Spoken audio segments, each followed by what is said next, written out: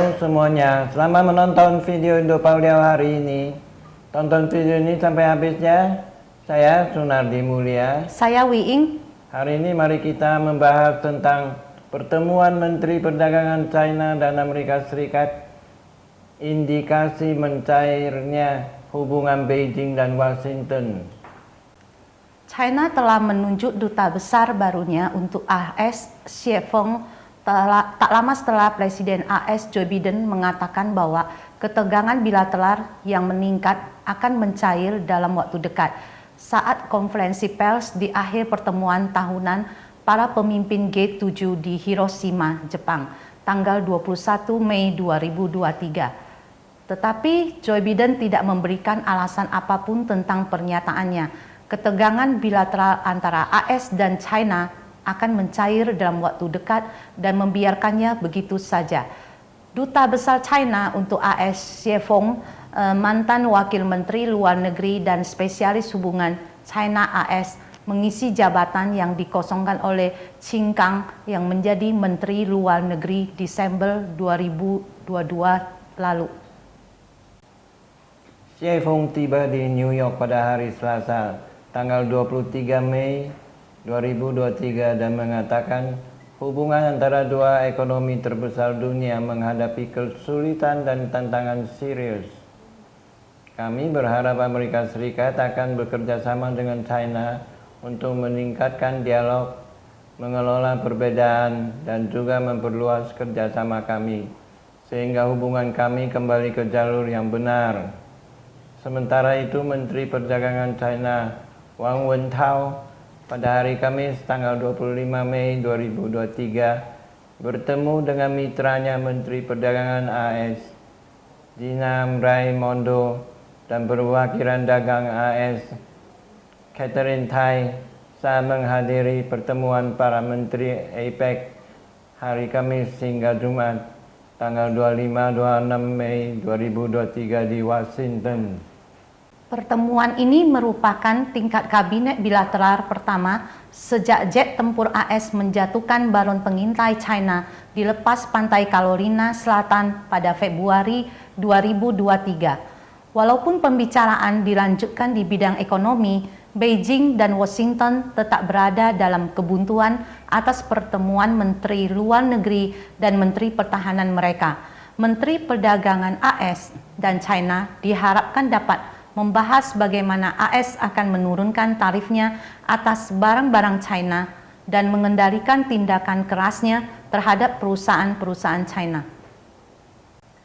Membatalkan tarif impor atas komoditi dari China dapat menghemat setiap rumah tangga Amerika sekitar $1.000 per tahun, secara efektif membantu AS untuk mengatasi krisis inflasinya. Sebelumnya pada tanggal 10-11 Mei 2023 telah diadakan pula pertemuan tingkat tinggi antara Direktur Kantor Komisi Hubungan Luar Negeri Komite Sentral Partai Komunis Tiongkok Wang Yi dengan penasehat keamanan Gedung Putih Jake Sullivan di Wiener, Austria. Kedua belah pihak telah melakukan pembicaraan yang tulus, mendalam, terus terang, substantif dan konstruktif mengenai hubungan China dengan AS agar terhindar dari kesulitan. Kedua pihak juga bertukar pendapat mengenai masalah internasional dan regional yang menjadi perhatian bersama seperti situasi Asia Pasifik dan masalah Ukraina, dan sepakat untuk terus menggunakan jalur komunikasi strategis ini dengan baik. Berbicara pada konferensi pers reguler pada hari Rabu tanggal 24 Mei 2023, juru bicara Kementerian Luar Negeri China Mao Ning mengatakan hubungan China AS sangat penting bagi kedua negara dan dunia, dan China memandang dan menumbuhkan hubungannya dengan AS sesuai dengan 3 prinsip, yaitu saling menghormati, koeksistensi damai, dan kerjasama saling menguntungkan, seperti yang dikemukakan oleh Presiden Xi Jinping. Kami berharap AS akan bekerja sama dengan China untuk meningkatkan dialog, mengelola perbedaan, dan meningkatkan kerjasama serta kembalikan hubungan China-AS ke jalur yang benar dengan pertumbuhan yang sehat dan stabil. Pemerintahan Joe Biden telah meningkatkan ketegangan dalam hubungan China-AS dengan langkah tanpa henti termasuk sanksi teknologi dalam upaya mengekang perkembangan China, menciptakan ketidakpastian bagi banyak bisnis AS. Jensen Huang, kepala eksekutif pembuat chip Nvidia yang berbasis di California, mengatakan kepada Financial Times bahwa akan ada kerusakan besar pada perusahaan Amerika jika mereka tidak dapat berdagang dengan Beijing.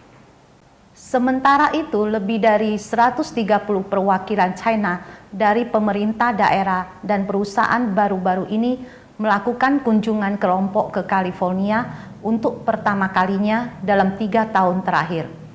Delegasi yang dipimpin oleh Kamar Dagang China untuk impor dan ekspor mesin dan produk elektronik CCCME dan didukung oleh Konsulat Jenderal China di Los Angeles bertujuan untuk mempromosikan kerjasama dan pertukaran ekonomi dan perdagangan lokal di tingkat provinsi dan kota antara China dan AS.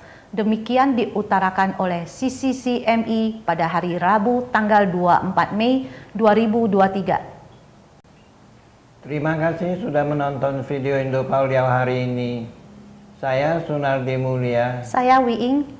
Silakan like dan subscribe. Bagikan ke teman-teman Anda dan tinggalkan pesan di kolom komentar. Sampai jumpa lagi.